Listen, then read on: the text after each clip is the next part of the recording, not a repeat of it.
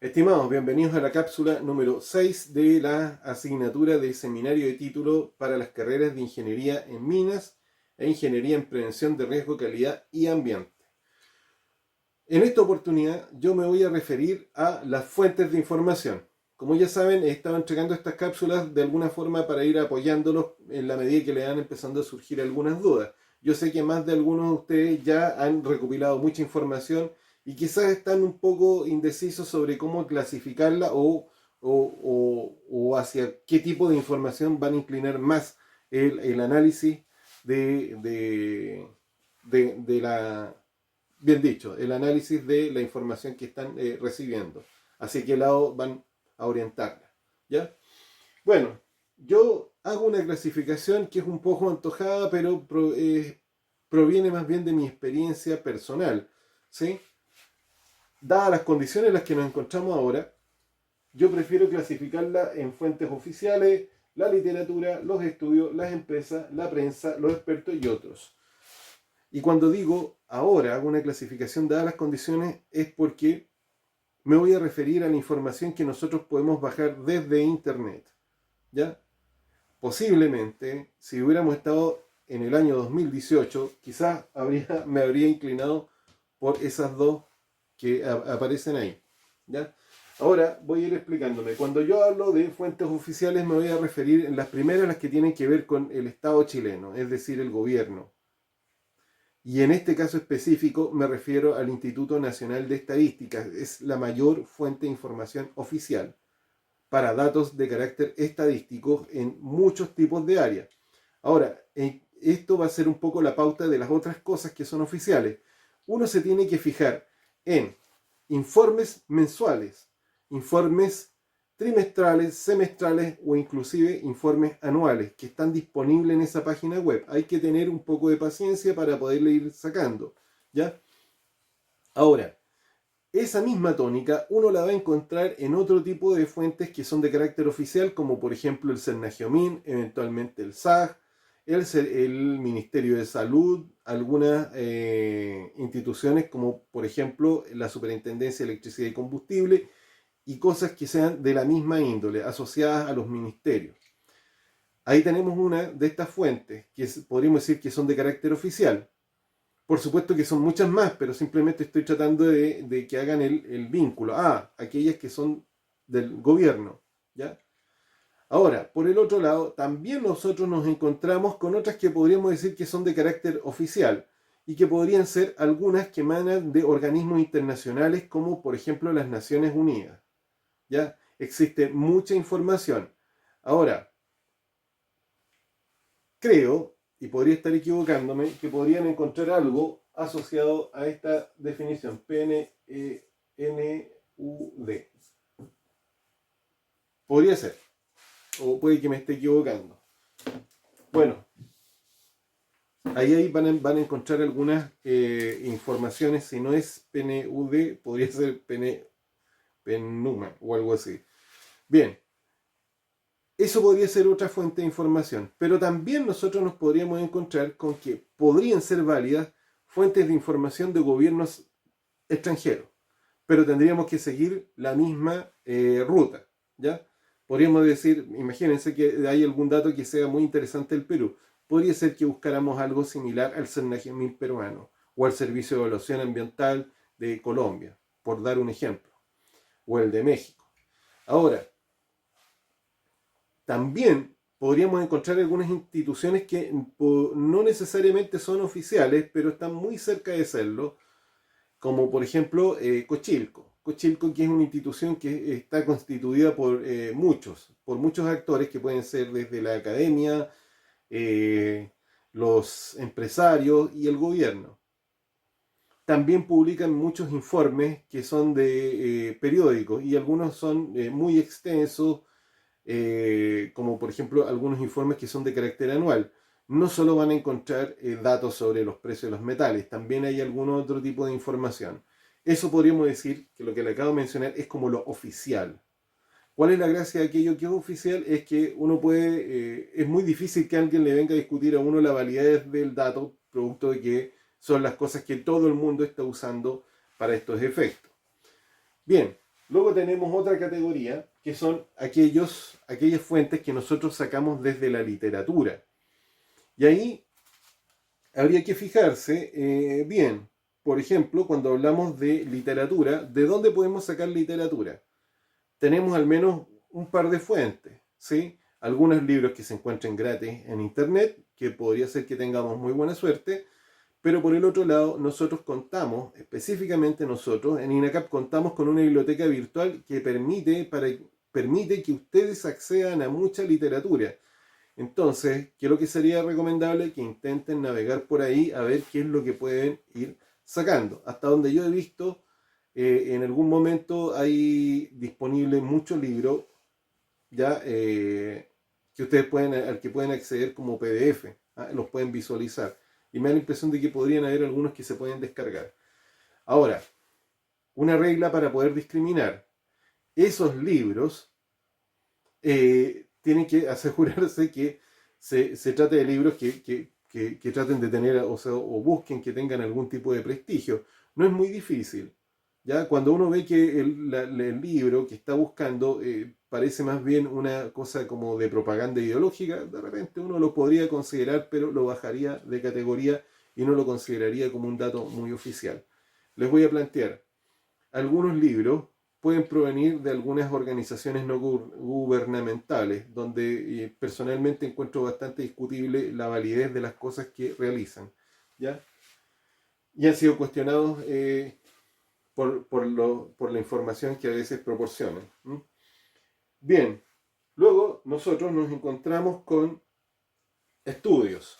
Y aquí y esto es como la cosa que más nos gusta a nosotros desde la perspectiva académica, porque los estudios que más valen la pena son aquellas publicaciones de ciencia que uno puede encontrar disponible en algunos portales que se dedican exclusivamente a eso, pero también lo puede encontrar en la página del Google académico. Ahí creo que yo ya les he demostrado a varios de ustedes cómo se puede ingresar a esa página. Ahí tienen una fuente donde ustedes podrían encontrar algunos papers y investigaciones específicas. Esa es una. Luego, si es que no logran encontrarla por ahí, podrían encontrarlo en una página que trae ese nombre. No sé cómo pronunciarlo, como ese cielo. ¿Ya? Ahí hay muchísima publicación científica y uno puede confiar tremendamente en ese tipo de información. Podríamos decir de que son tan confiables como los datos oficiales, salvo que en el ámbito científico muchas veces se discuten entre ellos y uno podría encontrar alguna complicación si encuentra datos entre científicos que entre ellos se oponen. No creo que sea necesariamente el trabajo de lo que le vaya a pasar a ustedes, pero está bueno que lo consideren. Otra fuente de información que podría ser interesante, pero ya se empieza a alejar. Quiero que pongan ojo en eso. Se empieza a alejar de ese dato como duro, que no me lo pueden discutir. Son estudios o tesis que hayan realizado en algunas universidades. ¿Por qué digo eso? Porque la información muchas veces, al ser de carácter científico, va actualizándose. Entonces, si uno de ustedes toma un estudio que se hizo, voy a colocar un caso, sobre la presencia de metales en las arenas del desierto, de metales pesados en las arenas de las playas, por poner un caso, en los años, en el 1996. Puede ser de que ese estudio ya tenga una actualización. Y si estás usando el estudio del año 96, podría ser que alguien te discuta, oye, si salió uno del 2015 que dice quizás todo lo contrario, o que tiene mucho mejor información. ¿Ya? Bien, luego otra fuente de información son las mismas empresas. Y aquí hay que tener algo de cuidado, porque esto significa que no es que uno va a encontrar un documento. Las empresas ofrecen muchas fuentes de información a través de catálogos, a través de videos corporativos, a través de algunos comunicados de prensa, o a veces como instituciones, como organizaciones como Codelco, por ejemplo, que te entrega algún material que es específicamente para educación. Hay bastantes empresas mineras que entregan esa información de manera gratuita. Ahora, es bastante parcelada y uno más bien podría colocarla a veces en el carácter anecdótico, pero entre tener y no tener información, uno dice, mejor prefiero sacarla de ahí. Bien, Luego tenemos esta, que es la información que proviene de la prensa, y hay que saber diferenciar entre lo que son a veces reportajes, lo que son noticias. ¿Cuándo nos sirven las noticias? Las noticias nos sirven a nosotros cuando queremos a veces establecer cuándo ocurrió algo. Es decir, tenemos idea de que en Chañaral se dejó de, voy a plantearlo así, se dejó de enviar el relave de Codelco, enviarlo al mar. Y no sabemos más o menos en qué fecha. Supongamos que fuera una cosa de ese estilo. Entonces, quizás podríamos encontrar alguna prensa que diga, oye, en tal fecha efectivamente pasó tal cosa. Podría ser, pero es un ejemplo muy extremo el que estoy dando, pero podría ser que nos sirviera ese tipo de información para las noticias de la prensa, nos podrían servir para ese tipo de cosas. Ahora, por el otro lado, puede ser que nosotros nos encontremos con algo que tenga mejor pinta como de reportaje, que puede ir desde una nota un poco más amplia, donde se refieren a algún asunto. Es como la típica notas que uno ve a dos hojas en los diarios o en una, donde colocan incluso algunos datos y estadísticas y tablas. En ese caso hay que ser cuidadoso y fijarse bien de dónde obtienen la información. ¿Por qué? Porque también hay una pequeña complicación. En la prensa, recuerden que muchas de esas personas no tienen a veces formación en ciencia ni tampoco en ingeniería. Y más de alguna vez yo me he sorprendido encontrando datos que no pueden ser, cifras que tendrían que plantearse en partes por millón, las plantean en porcentajes de manera bastante alegre y no corresponde. Y en otras oportunidades, algunas cifras que están relacionadas con toneladas las confunden con kilos y similares. Por lo tanto, es mejor tomar esas notas con unas pinzas y empezar a ver de dónde sacaron esta información. Y afortunadamente la prensa coloca la fuente, así que podríamos usarlo como una suerte de camino alternativo para llegar a alguna información. Luego tenemos otras situaciones donde a veces podríamos encontrarnos con una, vamos a llamarlo institución, ya no sé cómo llamarlo, si empresa o algo así, que es CIPER, ¿ya? Este es un centro de investigación periodística y tienen información de muy buena calidad. ¿Ya? Lamentablemente, yo lo único que le discutiría no es la calidad ni la confiabilidad, sino que discutiría que es poquito lo que tienen. ¿Ya? No estén pretendiendo que van a encontrar algo que merezca ir en una tesis. ¿Sí? Pero son bastante buenos y yo confiaría bastante en la información que ellos aportan. Luego tenemos como fuente de información la de los expertos. Y aquí podríamos jugarnos de dos formas. Podría ser que tengamos acceso a expertos porque nosotros conocemos expertos o tenemos algún conocido, algún profesor o quien sea, alguien que le podamos consultar. Esa es una opción, la primera, la del que es conocido. ¿Ya? ¿A qué llamamos expertos? Obviamente a personas que son profesionales. ¿Sí? A personas que son profesionales y que tienen algún nivel de conocimiento que puede ir desde el típico profesor hasta personas que se desempeñan exclusivamente como consultores o tienen un puesto específico en alguna empresa o institución y que estén dispuestos a contestarnos a nosotros. Eso podríamos llamar nosotros expertos. La primera opción es que le podamos preguntar nosotros directamente. La otra opción es que encontremos alguna nota en algún blog o en alguna entrevista o en algún video donde ellos están haciendo alguna exposición, que también podría ser una forma de obtener esa información. En cualquiera de esos casos tenemos que estar preparados para ir tomando nota y verificar que hemos entendido bien. ¿Ya? Ahí tenemos una. La última de las opciones, la que nos queda a nosotros de obtener información es, y puede ser una de las más interesantes, es a través de que nosotros realicemos mediciones. Y estas mediciones pueden ser de carácter usando algún tipo de instrumento, que en este caso está bastante poco probable, ¿ya? O que tengamos acceso a experimentos que hayan realizado otros. Esto, voy a hacer aquí un paréntesis. Esto que me lo pregunten las personas que entendieron de quién se trata, ¿ya?